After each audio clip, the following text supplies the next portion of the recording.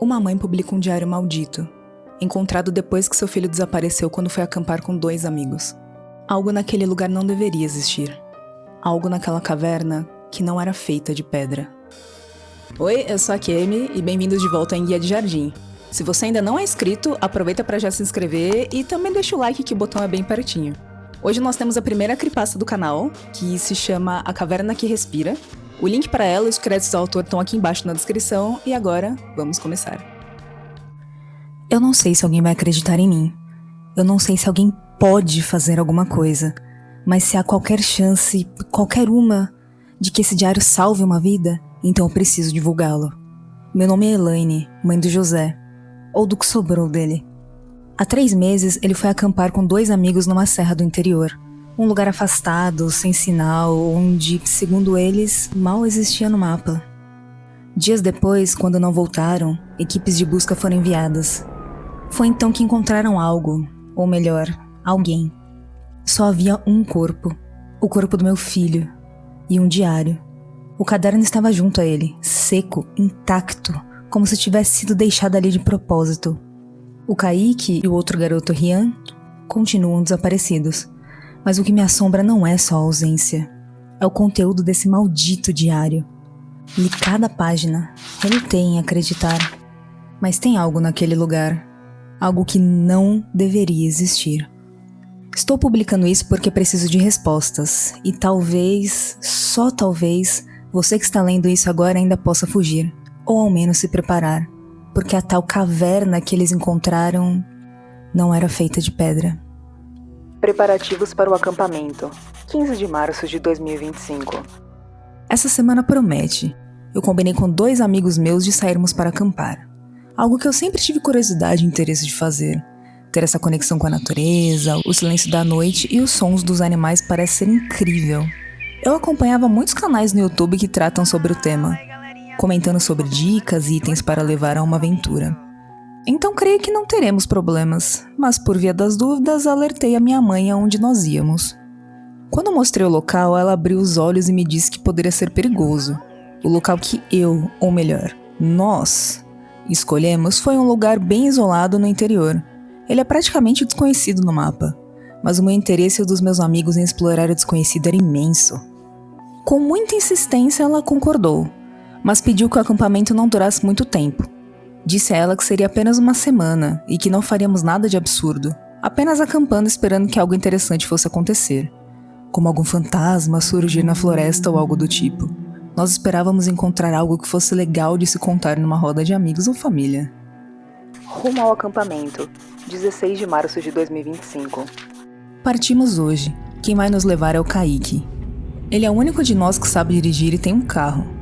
Eu nunca me interessei em dirigir e o Rian, bom, acho que ele nem sequer se preocupa com isso, já que o que ele gosta mesmo é de moto. No caminho nós paramos em um mercado e compramos alguns mantimentos.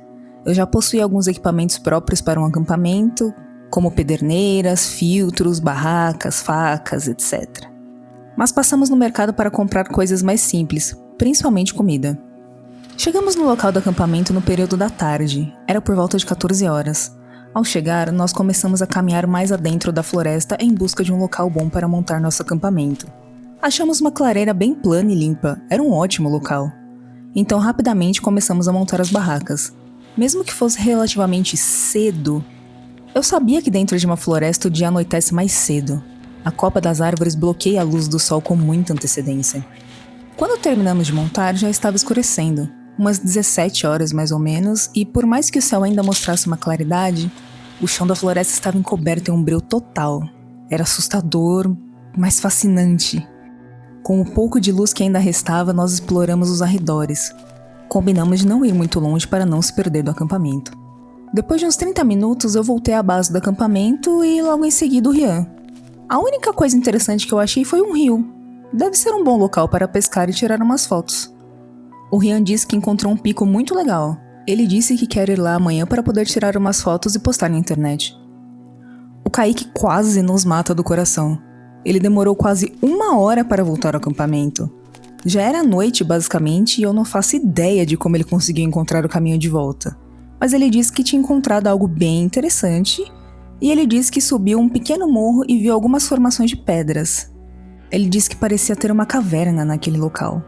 De qualquer forma, nos preparamos no final da noite em volta de uma fogueira, comendo algumas coisas que compramos no mercado e contando histórias de terror que a gente conhecia. Clichê. Explorando, 17 de março de 2025.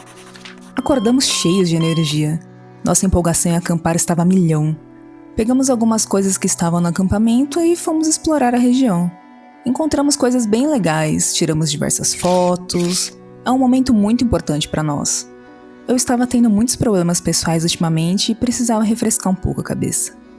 Depois de algumas horas, eu lembrei que o Kaique tinha dito sobre uma caverna que ficava perto. A gente foi lá e de fato havia uma caverna, mas ela era no mínimo estranha. Ela descia em 90 graus e depois de cerca de uns 5 metros, ela virava à direita. Mas o que mais chamou nossa atenção era um vento que soprava dela. Ele vinha e depois parava. Depois vinha de novo e parava mais uma vez. O intervalo entre esses ventos era de cerca de uns 3 ou 4 segundos. Fora que um cheiro meio desagradável vinha dela. No começo eu achei que era o Rian soltando gases mais uma vez. Ele tem essa mania de ficar zoando a gente com isso.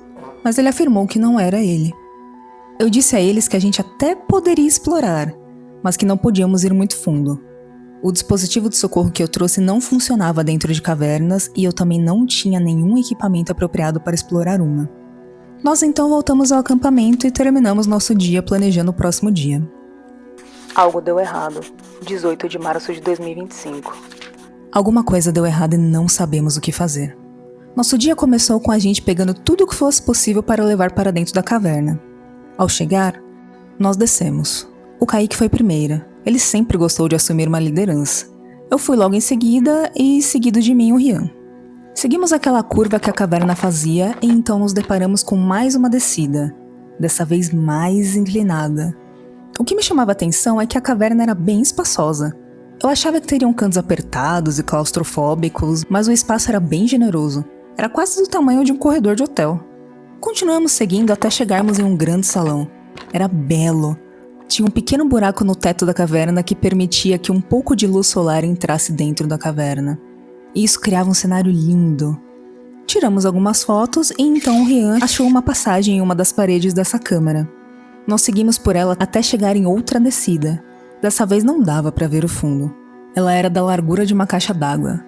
Então eu peguei uma pedra solta e joguei dentro do buraco para ver até onde ele ia. E, para nossa surpresa, não houve barulho. Nada. Era um som ensurdecedor e não parecia natural. Era como se tudo à nossa volta perdesse o som. Por via das dúvidas, joguei outra pedra e novamente nenhum barulho sequer. Tirando esse buraco que nós não sabíamos até um dia, não tinha mais nada do que explorar nessa caverna. Então começamos a voltar e o Rian percebeu algo. Na mesma câmera que nós estávamos minutos atrás, ela estava diferente. Aquele buraco no teto tinha sumido. Pensávamos que algo na superfície tivesse tampado ele. Mas então ele disse que a sala parecia menor. E de fato estava. Antes o teto era meio que inalcançável, mas agora nós conseguíamos tocar nele esticando as mãos. Era como se a caverna tivesse se comprimido. O Kaique pensou que a pedra que formava o teto poderia ter descido, o que poderia indicar uma certa instabilidade na caverna. Mas se esse fosse o caso, nós teríamos escutado essa pedra se movendo. E com muita clareza, por sinal. Não ficamos pensando muito nisso e só queríamos sair. Nenhum de nós queria ficar lá e ser esmagado vivo. Mas tinha algo de errado. Algo deu errado. Nós seguimos o exato mesmo caminho que fizemos ao entrar na caverna. Ela não tinha bifurcações nem nada do tipo. Era um caminho linear. E mesmo assim algo deu errado.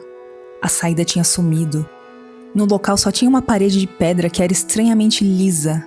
Mas nada da saída. Nós começamos a ficar assustados, mas decidimos só sentar ali e esperar nossas mentes se acalmarem. Fazer qualquer coisa estando com a mente tensa não é uma boa ideia. Rian não está muito bem. 19 de março de 2025. Eu acabei dormindo. Não sei quantas horas passaram, mas eu acordei com o Rian estranhamente quieto.